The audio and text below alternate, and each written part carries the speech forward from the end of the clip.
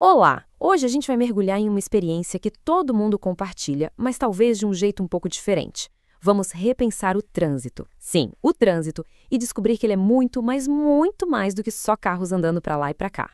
Para começar, uma pergunta simples, mas que diz muito. Quando se ouve a palavra trânsito, o que vem à mente?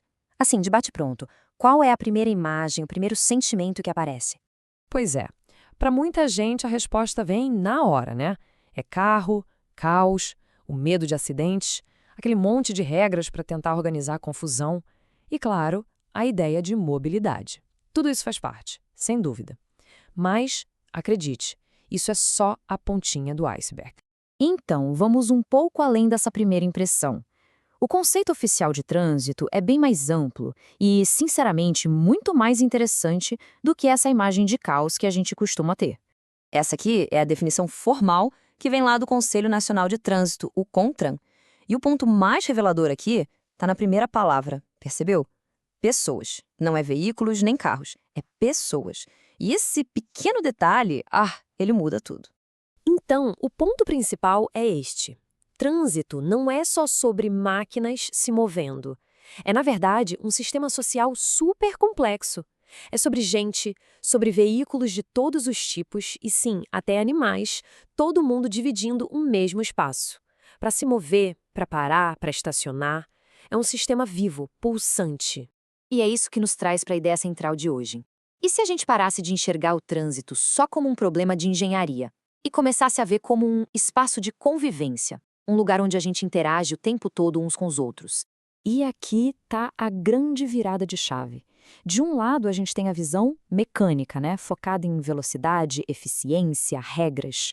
Do outro lado, a gente tem uma visão humana, onde o foco muda completamente, passa a ser sobre as pessoas, sobre respeito mútuo, sobre cooperação.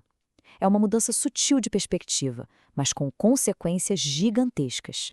Porque assim que a gente entende o trânsito como um espaço coletivo, a gente percebe que ele tem todos os elementos de uma mini-sociedade. Tem direitos que precisam ser respeitados, deveres a serem cumpridos e, claro, como em toda sociedade, surgem conflitos. E esses conflitos exigem cooperação para serem resolvidos. Essa frase resume tudo. Cada decisão, por menor que pareça, sei lá, mudar de faixa sem dar seta, acelerar um pouquinho a mais, decidir parar para alguém atravessar, tudo isso gera um efeito dominó. Nenhuma ação no trânsito é totalmente isolada. Certo, mas se o trânsito é sobre pessoas, quem são essas pessoas? Bom, vamos dar uma olhada nos diferentes papéis que todos nós assumimos nesse palco. A gente vive trocando de chapéu, né? Ora somos pedestres, ora ciclistas, motoristas, até passageiros. A maioria das pessoas numa mesma semana passa por vários desses papéis.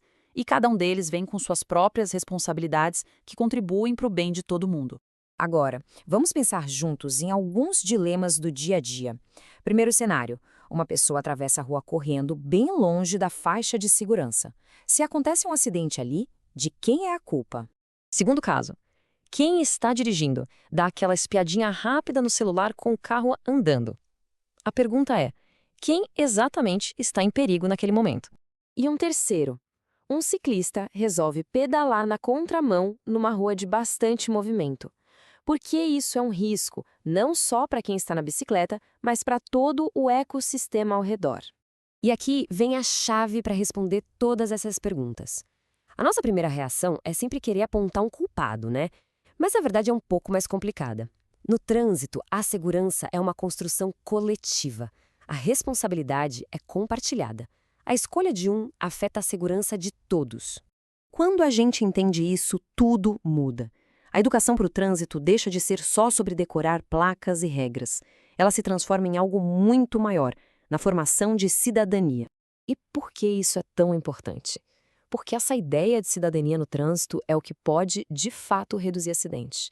É o que desenvolve a nossa responsabilidade pessoal, forma cidadãos mais conscientes e, no fim das contas, promove uma convivência mais pacífica num dos lugares mais estressantes do nosso cotidiano.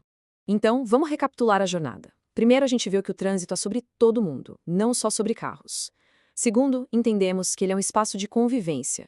Terceiro, que esse espaço exige respeito e uma responsabilidade que é de todos.